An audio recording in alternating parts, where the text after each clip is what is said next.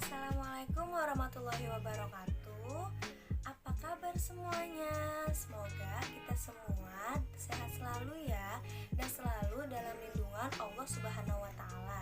Perkenalkan, nama saya Anggita Dwi Kusma Maulidia dari Prodi Pendidikan Guru PAUD Reguler A1 Universitas Pancasakti semester 2. Supaya kita makin semangat, mari kita tepuk semangat bareng-bareng ya.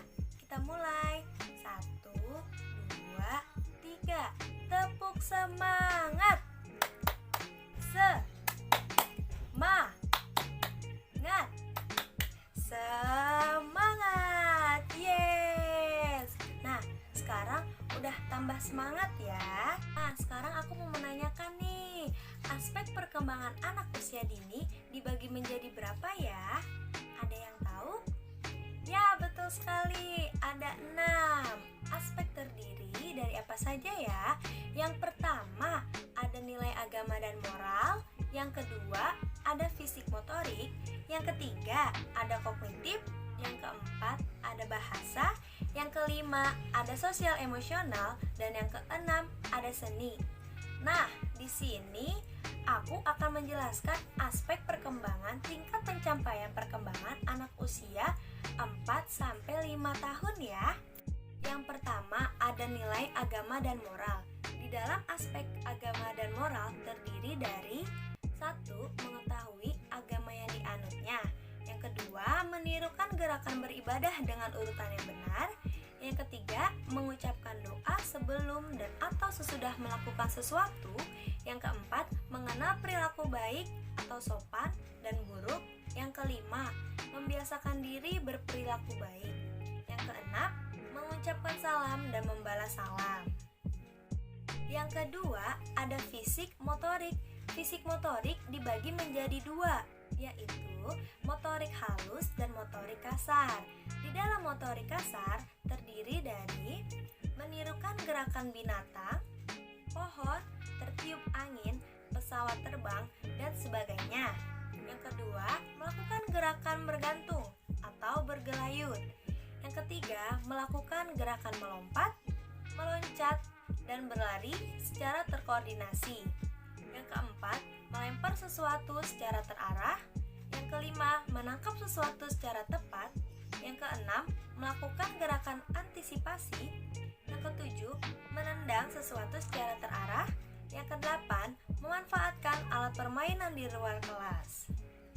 Nah, yang sekarang di dalam motorik halus terdiri dari yang 1, membuat garis vertikal, horizontal, lengkung kiri, kanan, miring kiri, miring kanan, dan lingkaran. Yang kedua, mencimplak bentuk. Yang ketiga, mengkoordinasi mata dan tangan untuk melakukan gerakan yang rumit. Yang keempat, melakukan gerakan manipulatif untuk menghasilkan suatu bentuk dengan menggunakan berbagai media. Yang kelima, mengekspresikan diri dengan berkarya seni menggunakan berbagai media. Yang keenam, mengontrol gerakan tangan yang menggunakan otot halus atau menjemput, mengelus, mencolek, mengepel, memelintir, memilin, dan memeras. Yang ketiga, ada kognitif. Di dalam kognitif terdapat belajar dan pemecahan masalah, berpikir logis, dan berpikir simbolik. Apa sih yang dimaksud belajar dan pemecahan masalah? Yaitu anak dapat yang pertama, mengenal benda berdasarkan fungsi. Contohnya, pisau untuk memotong, pensil untuk menulis. Yang kedua, menggunakan benda-benda sebagai permainan simbolik. Yang contohnya, kursi sebagai mobil. Yang ketiga, mengenal konsep sederhana dalam kehidupan sehari-hari. Misalnya, gerimis, hujan, gelap, terang, temaram, dan sebagainya. Yang keempat, mengetahui konsep banyak dan sedikit. Yang kelima, mengekspresikan sesuatu sesuai dengan idenya sendiri yang terkait dengan berbagai pemecahan masalah. Yang keenam, mengamati benda dan gejala dengan rasa ingin tahu. Yang ketujuh, mengenal pola kegiatan dan menyadari pentingnya waktu. Yang kedelapan, memahami posisi atau kedudukan dalam keluarga, ruang, lingkungan sosial, misalnya sebagai peserta didik atau anak atau teman. Lalu, yang dimaksud berpikir logis yaitu anak mampu pertama, mengklarifikasikan benda berdasarkan fungsi, bentuk, atau warna atau ukuran. Yang kedua, mengenal gejala, sebab, akibat yang terkait dengan dirinya. Yang ketiga, mengklarifikasikan benda ke dalam kelompok yang sama atau kelompok yang sejenis atau kelompok yang berpasangan dengan dua variasi. Keempat, mengenal pola, misal AB, AB, dan ABC, ABC, dan mengulanginya. Yang kelima, mengurutkan benda berdasarkan 5 variasi, ukuran, atau warna. Lalu yang terakhir, ada berpikir simbolik, yaitu anak mampu, yang pertama, membilang banyak benda 1-10. Yang kedua, mengenal konsep bilangan. Yang ketiga, mengenal lambang bilangan. Yang keempat, mengenal lambang huruf. Dan yang keempat ada bahasa. Bahasa terdiri dari memahami bahasa, mengungkapkan bahasa, dan keaksaraan.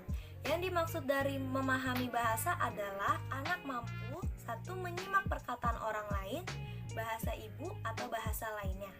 Yang kedua, mengerti dua perintah yang diberikan bersamaan. Yang ketiga, memahami cerita yang dibacakan. Yang keempat, mengenal pembedaharan kata, mengenal kata sifat seperti nakal, pelit, baik, berani, baik, jelek, dan sebagainya. Yang kelima, mendengar dan membedakan bunyi-bunyi dalam bahasa Indonesia. Contohnya, bunyi dan ucapan harus sama. Lalu, yang disebut mengungkapkan bahasa adalah anak mampu satu, mengulang kalimat sederhana. Yang kedua, bertanya dengan kalimat yang benar. Yang ketiga, menjawab pertanyaan sesuai pertanyaan.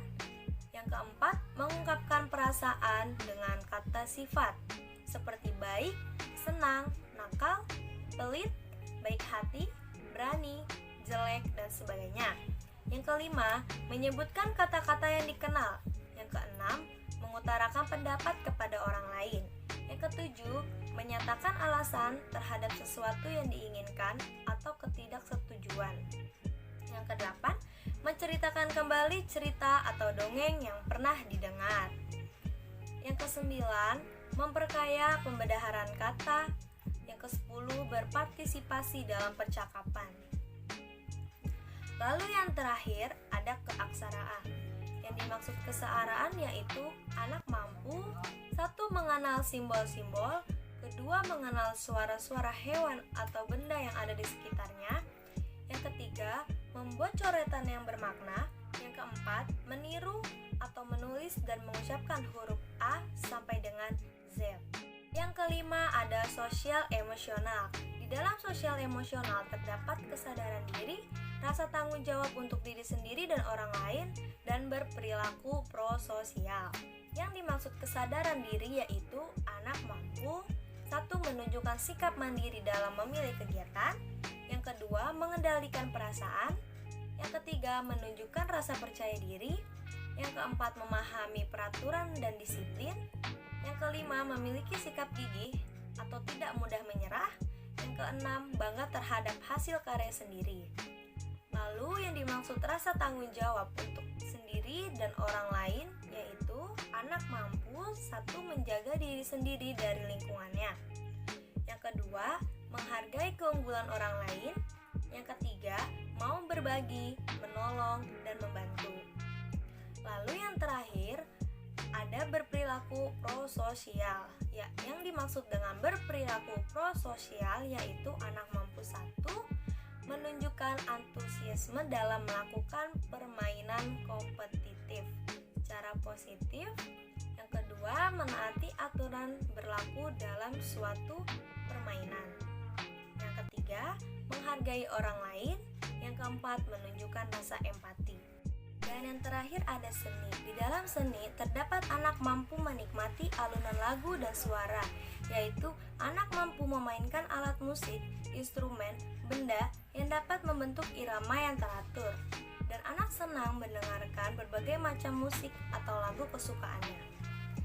Dan yang terakhir, ada tertarik dengan seni, yaitu anak mampu satu, memilih jenis lagu yang disukai, yang kedua bernyanyi sendiri, yang ketiga menggunakan imajinasi untuk mencerminkan perasaan dalam sebuah peran, yang keempat membedakan peran fantasi dan kenyataan, yang kelima menggunakan dialog perilaku dan berbagai materi dalam menceritakan suatu cerita, yang keenam mengekspresikan gerakan dengan irama yang bervariasi, yang ketujuh menggambar objek di sekitarnya, yang kedelapan membentuk berdasarkan objek yang dilihatnya, misalnya dengan plastisin tanah liat. Sekian yang dapat saya sampaikan, kurang lebihnya mohon maaf. Tetap semangat semuanya. Wabillahi taufiq walhidayah. Wassalamualaikum warahmatullahi wabarakatuh.